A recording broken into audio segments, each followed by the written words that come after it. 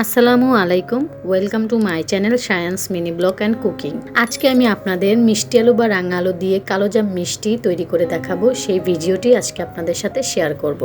প্রথমে মিষ্টি আলুটাকে আমি পানি দিয়ে ভালো করে ধুয়ে নিব, কারণ এতে অনেক বালি থাকে। তো ভালো করে সিদ্ধ করে নিব, তারপর এটাকে ম্যাশ করে নিব। আমি মিষ্টি আলুটাকে ভালো করে মথে নিয়েছি। মিষ্টি আলুটা এমনভাবে মথে নিতে হবে যাতে করে এর ভিতরে কোনো দানা দানা না থাকে। আলুতে দানা দানা থাকলে কিন্তু মিষ্টিটা খেতেও দানা দানা লাগবে, তাই ভালো করে মথে নিতে হবে।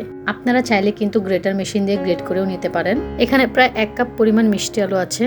তারপর এতে দিয়ে দিব হাফ কাপ পরিমাণ গুঁড়া দুধ ও হাফ কাপ পরিমাণ ময়দা আর গুঁড়া দুধটা কিন্তু আমি এখানে সমান সমান নিয়েছি। তারপর এতে দিয়ে দেব হাফ চামচের মতন বেকিং সোডা ও সামান্য একটু লবণ, এবং সাথে দিয়ে দেব একটু ঘি দিয়ে তারপর এটাকে ভালো করে মেখে নেব। ভালো করে এটাকে মেখে একটা ডো তৈরি করে নিব।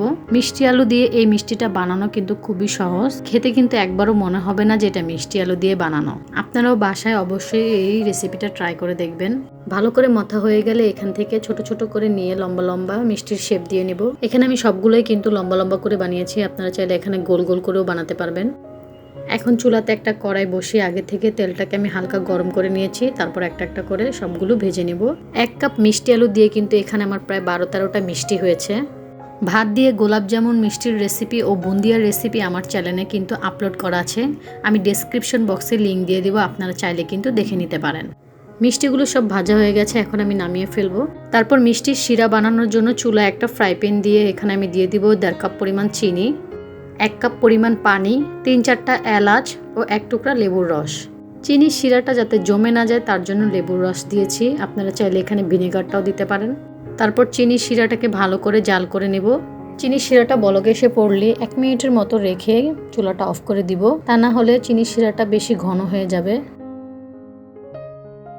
চিনি শিরাটা রেডি হয়ে গেলেই চুলাটা অফ করে গরম শিরাতেই কিন্তু মিষ্টিগুলো দিয়ে দিব। এখানে আমি মিষ্টিগুলো কিন্তু ঠান্ডা করে নিয়েছি। তারপর ঢাকনা দিয়ে ঢেকে রেস্টে রেখে দিব 4-5 ঘন্টার মতো।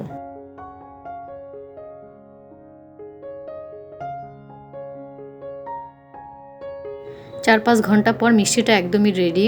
দেখতেই পাচ্ছেন, দেখতে যতটা সুন্দর হয়েছে খেতেও কিন্তু খুবই মজা হয়েছে। একটা মিষ্টি আমি আপনাদের একটু ভেঙে দেখাচ্ছি কতটা সফট ও কতটা জুসি হয়েছে ভিতরটা। খেতেও কিন্তু অনেক মজা হয়েছে। অবশ্যই আপনারাও বাসায় ট্রাই করে দেখবেন। আরও মজার মজার ও সহজ রেসিপি আমার চ্যানেলে আপলোড করা আছে, আপনারা চাইলে কিন্তু দেখে নিতে পারেন। এখন মিষ্টিগুলোর উপর একটু মাওয়া ছিটিয়ে দিলে কিন্তু আমার মিষ্টিটা একদম রেডি। নতুন নতুন আরও ভিডিও ও সহজ রেসিপি পেতে অবশ্যই আমার চ্যানেলটিকে সাবস্ক্রাইব করে পাশে থাকা বেল আইকনটি প্রেস করে দিবেন।